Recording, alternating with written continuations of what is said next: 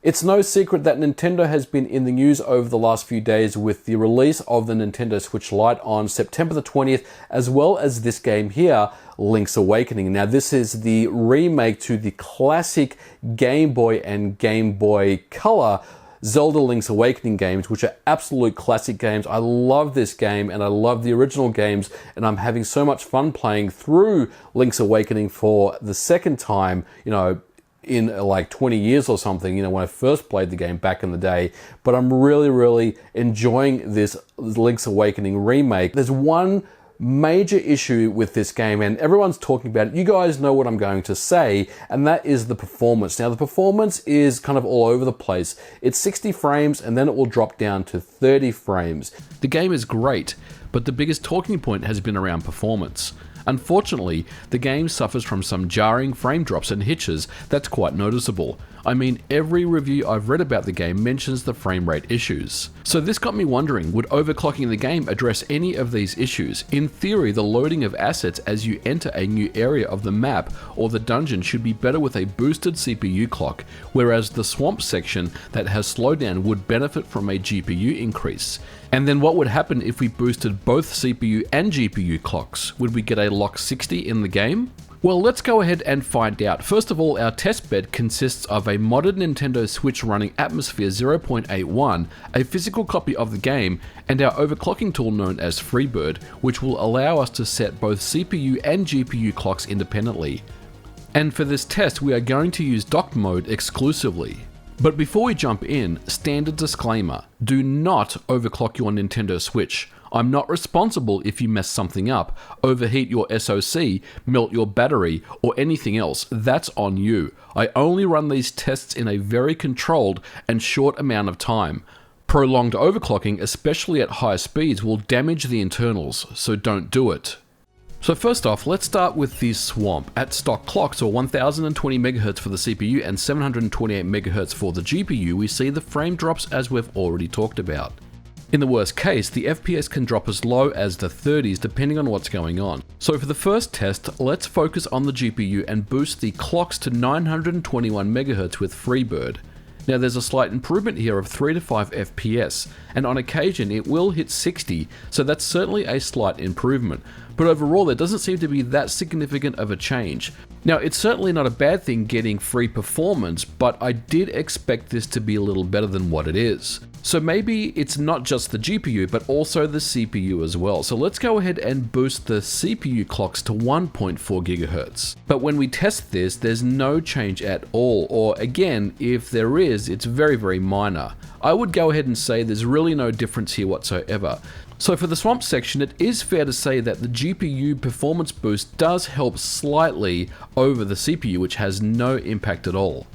But in this scenario, it opens up the possibility that the root cause here is the memory clocks, which unfortunately cannot be adjusted. Memory clocks is also the cause of many performance issues in Zelda Breath of the Wild. And the new Switch revisions and the Switch Lite does not see any memory clock boosts either. So this particular swamp section of the game may be as optimized as it can be without making sacrifices to either dropping the resolution lower than 720p or removing some post-processing.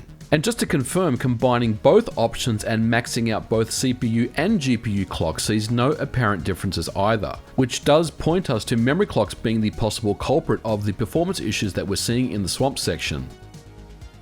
And then we have scenario 2. This is when new assets are being streamed in. This is pretty easy to test when you transition into a dungeon or a new section of the map. For this test, let's first look at what happens when we first enter the mysterious forest. Now sometimes this will drop as low as 30 frames per second, but in my testing it seems to drop into the 50s. Now I'm not sure if this is the capture software that I'm using versus the stuff Digital Foundry was using, but you can see the noticeable frame drops either way. In fact, these drops start as you approach an entrance or an exit. The game code must begin streaming of the new assets into memory in anticipation of you exiting the area. And when you enter into the new section, the game will eventually hit 60 frames per second. So let's use a boosted CPU and GPU overclock switch to the maximum possible settings and see if this scenario is eliminated.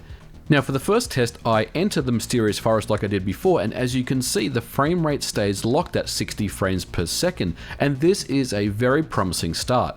And while I wish I could tell you that this is the magic bullet that fixes the problems in the game, the issue still persists. It just seems like a random dice roll in this scenario that I was able to get a locked 60 frames when I re-entered the new section, or maybe it did have something to do with CPU performance, but in my experience, having a boosted CPU clock doesn't seem to have much impact at all. The frame drops still occur and the stuttering is still there. It doesn't really matter if I use a overclocked Nintendo Switch or a stock Nintendo Switch, the issue still remains, and I think that has to do with the way assets are being streamed into the game, affecting performance of the main thread or the main GPU processing thread that's causing these issues. Now of course I have no access to any source code and I'm just making estimated guesses as to how the game code would work, but I do have some hope that this could be patched out in an update in order to improve this type of performance. I think this is something that inherently can be resolved with a patch, although the swamp scenario that we saw previously probably will not be able to be addressed anytime soon unless we see a new Nintendo Switch Pro that has a boosted memory clock.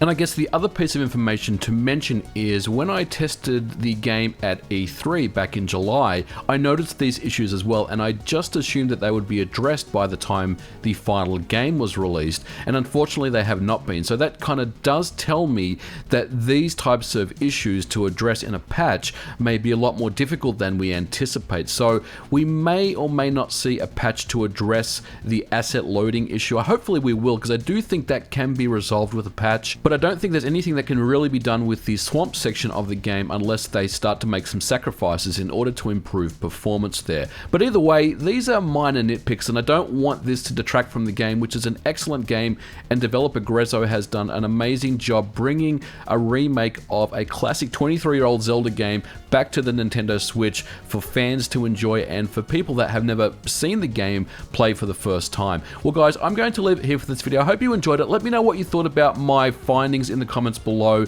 What do you think about the overclocking that I did on the Switch? What do you think about the performance of the game? Is this something that is holding you back from playing the game? Is it detracting you from the experience of the game? For me personally, it's a minor nitpick. Sometimes it does bug me, but overall I can get past it and really enjoy the game for what it is, and hopefully you guys do as well. But once again, let me know in the comments below what your thoughts were, and I'll catch you guys in the next video. Bye for now.